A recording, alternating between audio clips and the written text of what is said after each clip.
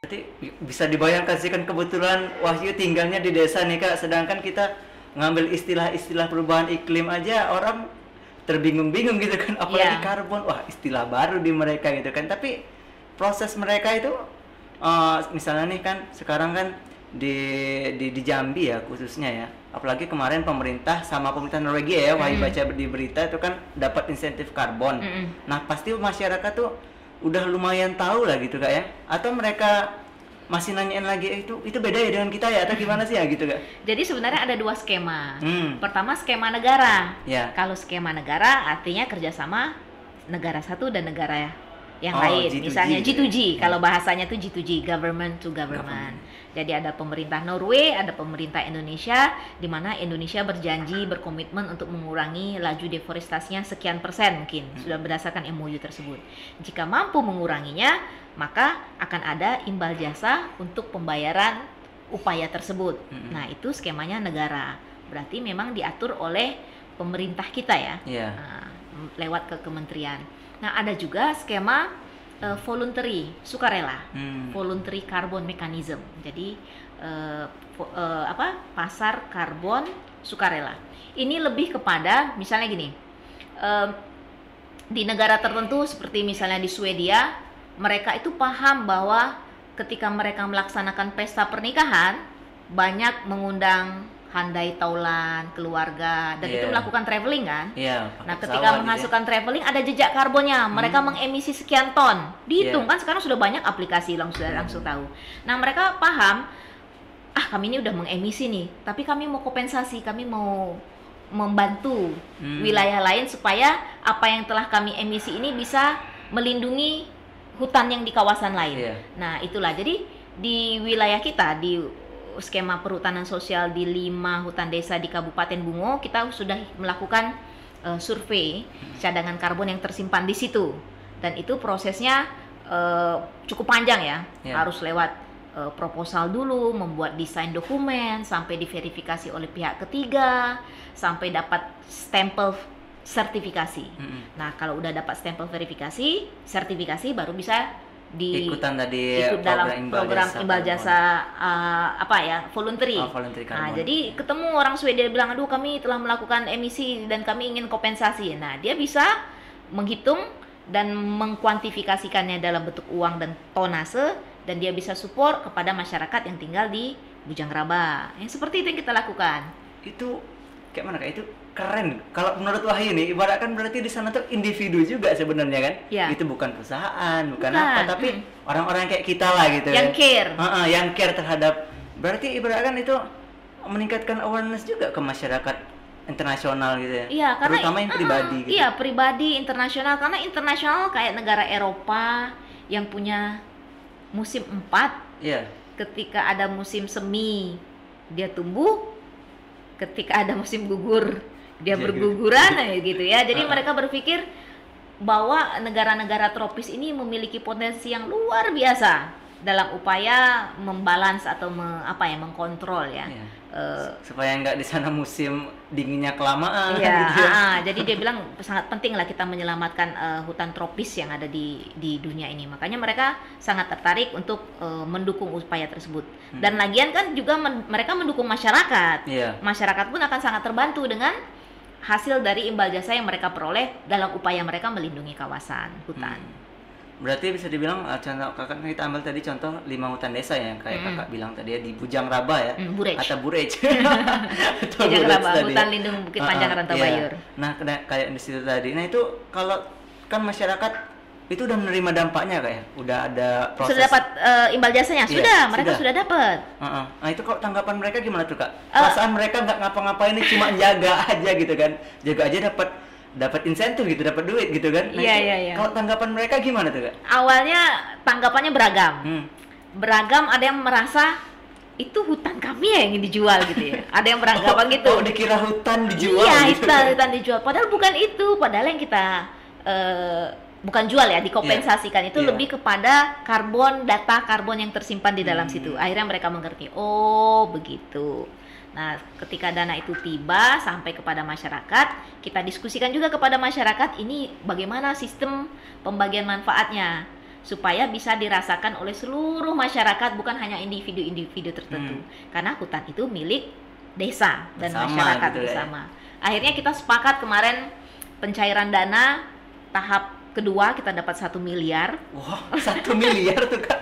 1 miliar, dan insya Allah nanti tahun 2021 akan ada 1 miliar lagi. Itu full untuk masyarakat semuanya gitu Iya, kan? semuanya untuk masyarakat. Wah. Jadi masing-masing desa mendapatkan 200 juta rupiah untuk 5 desa, jadi totalnya 1 miliar. Nah, mereka waktu itu sepakat kita bagikan paket sembako. Waktu itu lagi Covid tuh, musim-musimnya tuh. Iya. Harga karet turun, masyarakat ekonomi lemah, susah lah ibaratnya kan. Jadi kita berikan bantuan sembako berupa telur, beras, gula, tepung, dan macam-macam sebagainya. Terus kita juga mau dekat Lebaran, waktu itu kita adakan pembagian daging. Jadi mereka nggak usah beli daging lagi dari dana karbon. Terus ada beli kambing 10 ekor yang di sistem pengembalaannya tuh bergiliran. Jadi satu ini bergilir, nanti punya anak pindah lagi gitu sapi gitu juga. Terus kita juga dukung kelompok pemuda untuk patroli kawasan dan pembangunan infrastruktur olahraga, kelompok ibu-ibu, kelompok manula, orang tua, yatim, itu kita juga berikan. Jadi ketika masyarakat bicara tentang imbal jasa karbon, mereka udah paham, ya kami punya dan kami cukup merasakan. Dan mereka merasa jadi bangga ya, kalau kami pengen wilayah kami ini terus dilihat publik, diperhatikan, iya, gitu. Kami harus tetap menjaga. Malu dong kalau udah terima uangnya tapi hutannya jadi nggak bagus gitu kan. Nah, berarti jadi bahkan tanggung jawab moral mereka juga. Dan justru jadi termotivasi, motivasi. Ya udahlah, hutan itu memang kita jaga, tidak merubah kehidupan mereka, justru mereka dapat additional income, tambahan pendapatan kan dari itu gitu. Lagian iklimnya bagus, air tetap ada, listrik dari TMH tetap terjaga. Jadi ya mereka merasa grateful sekali, berterima kasih sekali dengan alam yang mereka jaga. Sama kayak tadi Kak ya, ibaratkan kalau kita mau masyarakat nih turut bantu menjaga hutan, ya kita bantu dulu ekonomi mereka. Benar. Gitu ya. Ekonominya aman, masyarakat sejahtera, ya mau pasti hutannya terjaga gitu kan. Benar. Jadi jangan kita bicara tentang hutan tapi masyarakatnya dipinggirkan. Dipinggirkan itu jadi pasti pikirannya nanti, aduh kami kan pengen makan, kami pengen ini ya gitu. Jadi memang kita harus benar, itu adalah kesadaran bahwa hutan ini perlu dijaga bukan untuk sekarang, tapi untuk nanti dan untuk keberlanjutan. Itu satu. Yang kedua, kita kuatkan sumber-sumber ekonomi mereka yang memang bergantung terhadap kawasan hutan. Misalnya sistem agroforestry.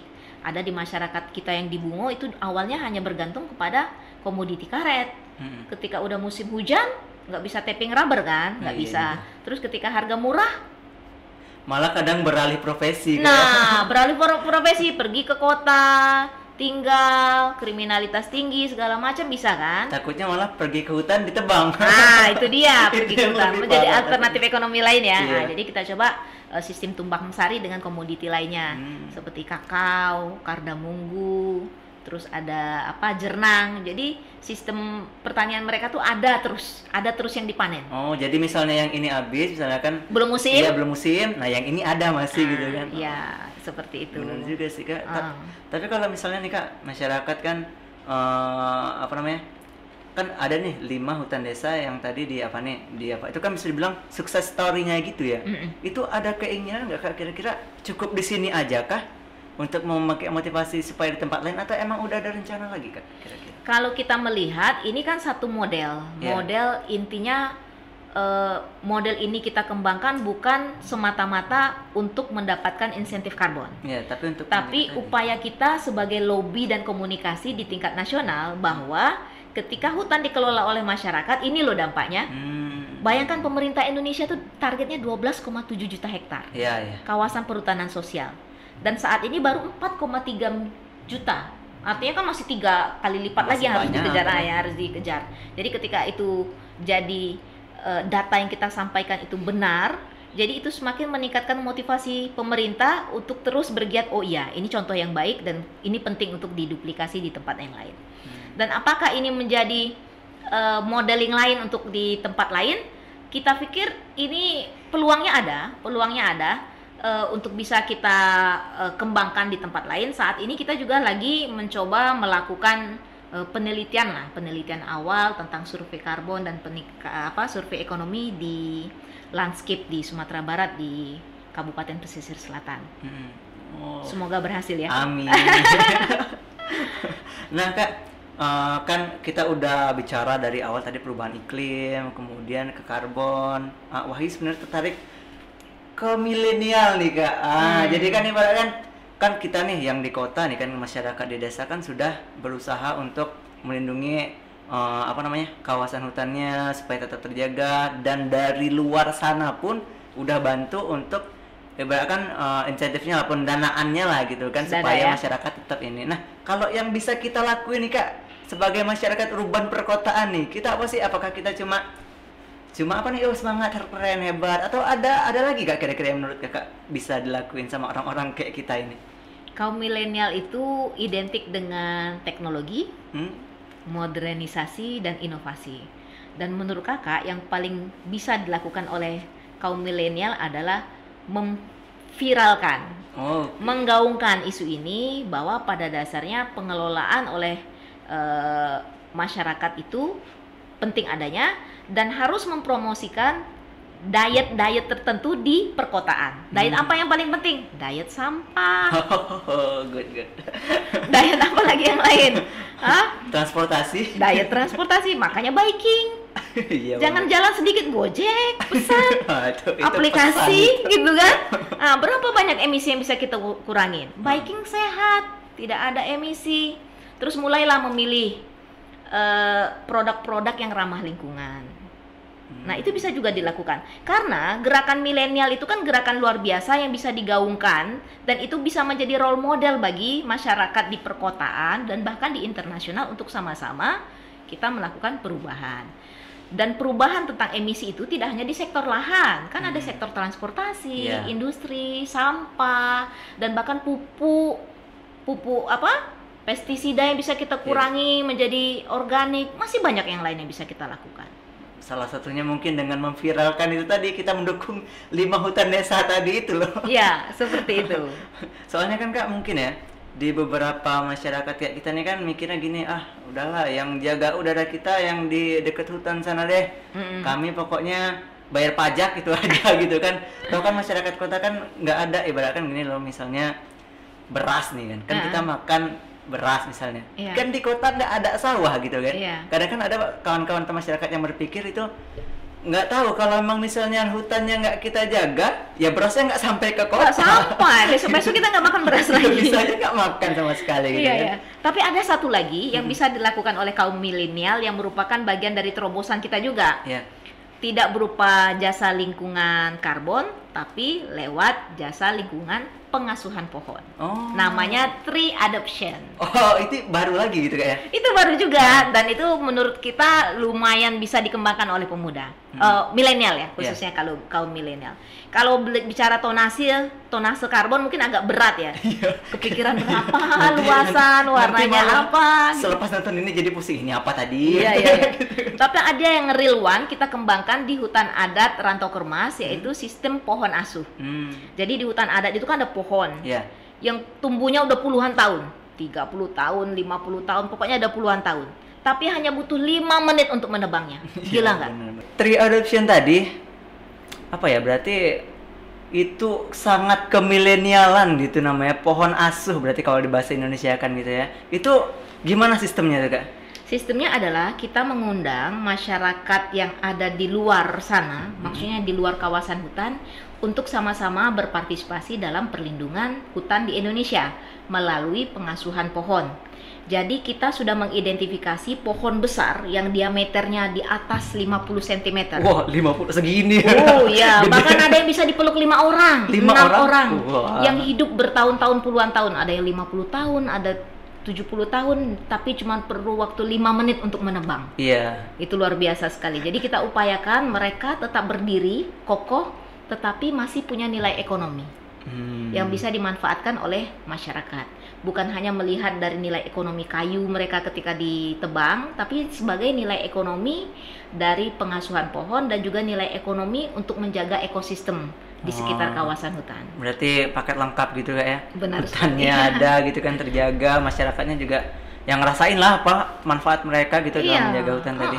Itu berapa tuh Kak? Berarti kalau pohon asuh tuh ada kewajiban dong bagi pengasuhnya itu tadi. Apa aja kewajibannya Kak kira-kira? Jadi kewajiban yang mengasuh pohon atau tree adopter, mereka mengalokasikan dana pengasuhan sebesar Rp200.000 200.000 untuk satu pohon dan 1 tahun. 1 tahun? Ya. Cuma 200.000? Murah kan? Berarti sebulan itu 20.000 nggak sampai itu. Kurang 20.000. Jajan sehari anak SMA itu kan. Wah, itu kan.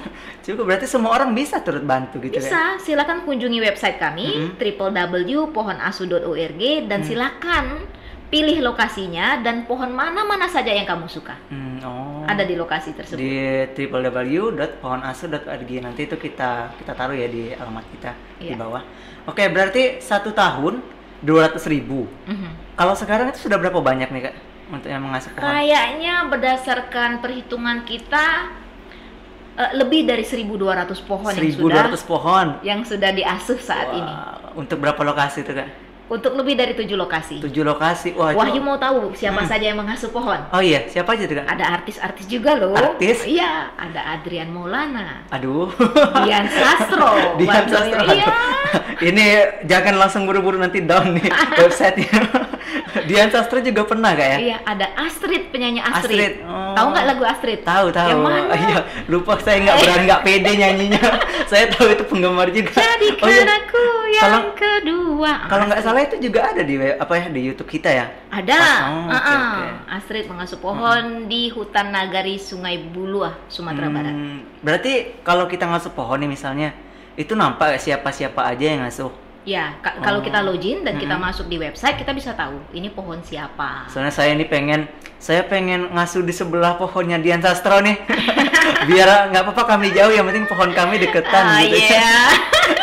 Kan bisa juga gitu ya. Iya. 1.200 berarti. Lebih dari ya 1.200. kalau kita misalnya lihat manfaat gitu Kak ya. Berarti bukan cuma kayu ini aja yang bisa dimanfaatkan oleh orang-orang di sekitar sana, tapi jasa tadi kayak jasa lingkungan ya. Apalagi ya sekarang siapa tahu nih, karena pohon asuh itu ada sertifikatnya kalau nggak salah kayak. Iya, dapat itu sertifikat.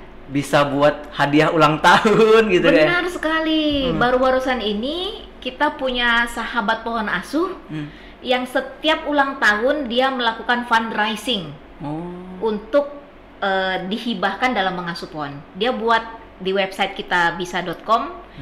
Saya akan berulang tahun, tapi saya nggak perlu kado, saya perlu dana, dan dana yang akan terkumpul akan saya hadiahkan untuk hutan Indonesia melalui skema pohon asuh. Keren nggak? Wah, keren berarti banget. itu. Itu Gila, kamunya masih inisiatifnya. muda loh, masih muda sekali. Itu sangat apa kali ya, nggak perlulah kado-kado, apalagi kadang kan ada yang nggak berguna gitu kan. Aduh, nggak berguna, apalagi kado dari mantan gitu.